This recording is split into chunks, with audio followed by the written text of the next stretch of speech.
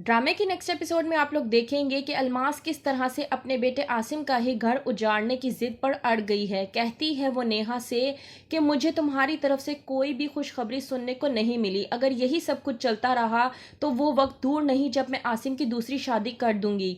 नेहा मिन्नत समाजत करती है और कहती है कि मैं आसिम से बेहद मोहब्बत करती हूँ और वैसे भी मेरा आप लोगों के अलावा इस दुनिया में कोई भी नहीं है, कि आप बहुत अच्छे तरीके से जानती हैं।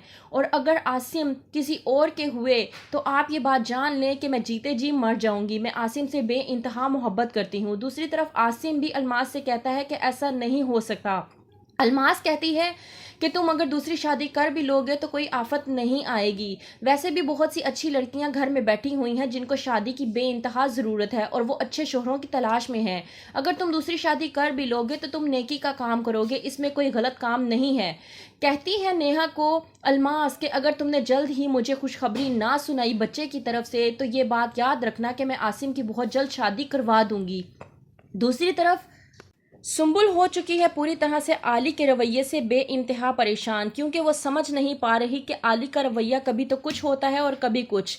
पहले तो आली ने सुंबुल का हाथ गाड़ी के दरवाजे में देकर उसे चोट दी और बाद में वो ये दिखाने की कोशिश कर रहा है कि उसे उसकी बहुत ज़्यादा परवाह है। काम वाली से ये कहकर कि वो जाकर सुंबुल के सामने ये कहे कि वो ये बात बताते हुए कि सुंबुल का हाथ गाड़ी में आ गया है, उनकी आंखों में आंसू आ गए थे।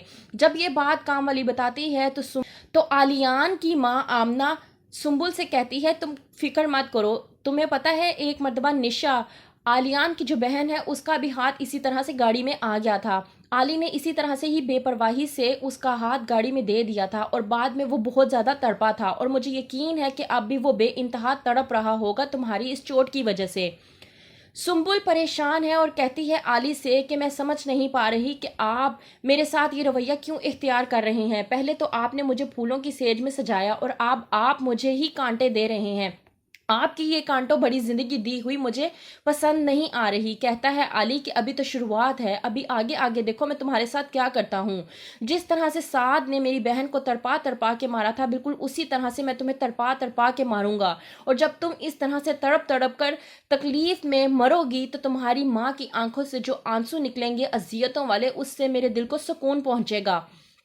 कहती है सुंबुल आली से कि आपकी प्यारी बहन निशा आपकी लाडली थी ना, क्या आपको उसकी याद नहीं आती। जब सुनता है आली सुंबुल के ये अल्फाज तो उसे बेइंतहा गुस्सा आता है। उसे वो सब याद आ जाता है कि उसकी माँ की वजह से ही उसकी बहन की ज़िंदगी तबाह बर्बाद हुई थी।